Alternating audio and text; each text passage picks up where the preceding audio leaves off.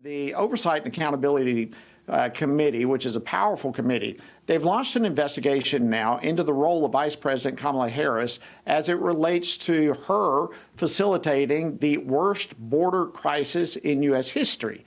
In fact, the chairman of that committee, James Comer, has demanded that Customs and Border Protection release all internal communications with the Vice President's office regarding illegal immigration.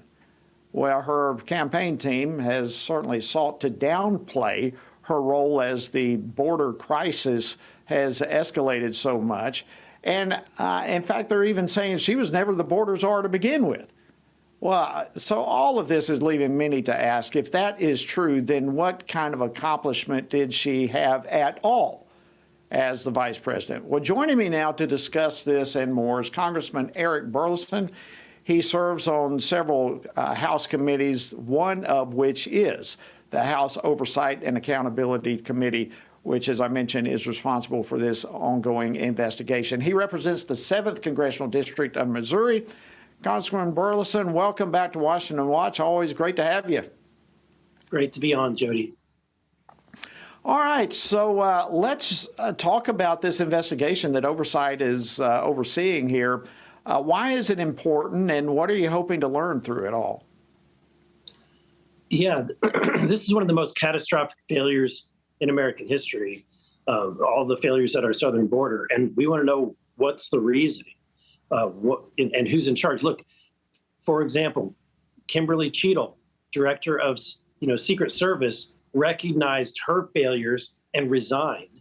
And I think that the failures on the southern border are just as egregious, especially when you consider how many Americans have lost their lives at the hands of an illegal immigrant, either through fentanyl poisoning or in direct violent attacks and or rapes and the like. So I think that the American people deserve answers from this administration. We have not gotten those answers from Mayorkas.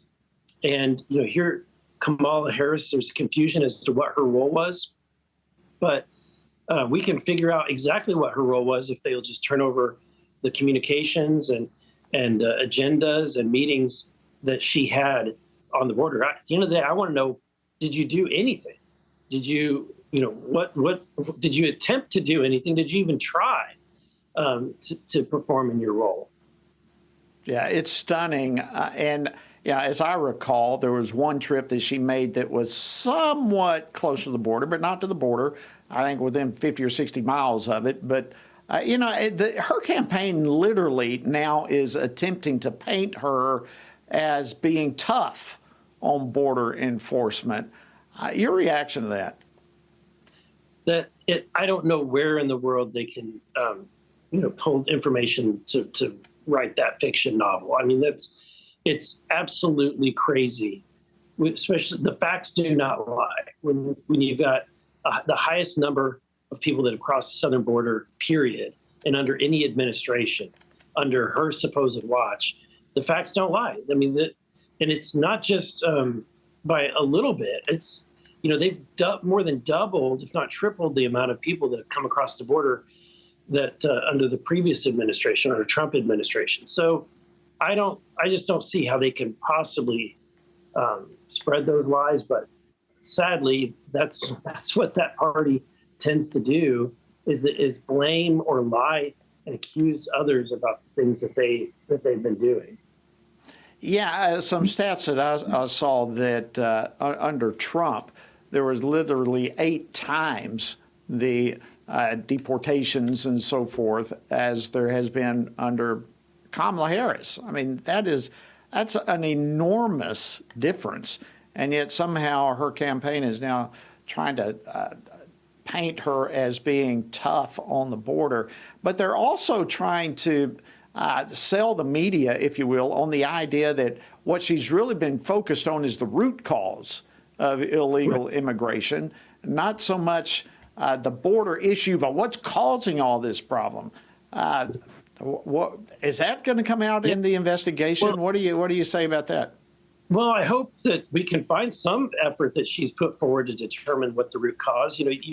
Anytime you're looking for problem solving, you do root cause analysis, and hopefully she was part of that.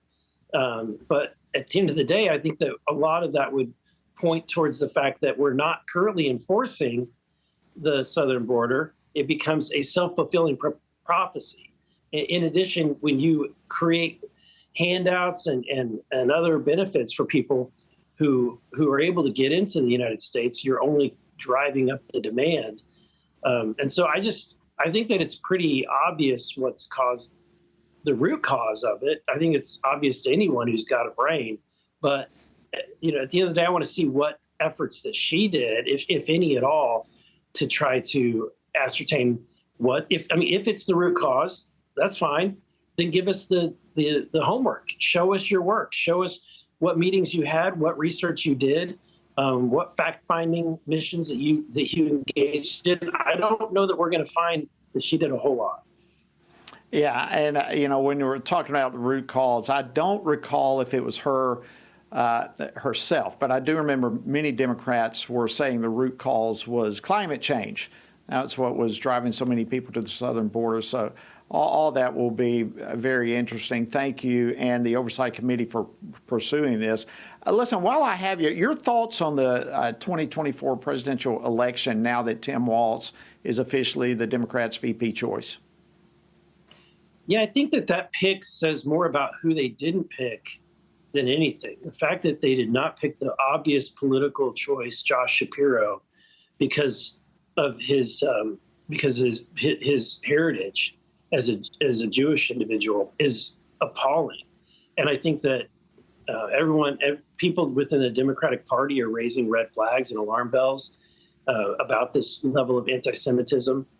Look, just a few years ago, we had Joe Lieberman as the VP pick. So the Democratic Party has made quite a bit of a shift to this point where they're turning down the most obvious political for any political chance to win. And look, who she did pick is a progressive, very progressive Democrat. We look at his history on defunding the police, and then his history in passing bills that, for example, said that the state can take away custody of children if the parents refuse to provide sex transition surgeries. This is a guy that is not at all in the mainstream middle. He Absolutely. is a far left progressive. Congressman Eric Burlison, thank you so much for joining us again on Washington Watch. Always great to have you, my friend. Anytime.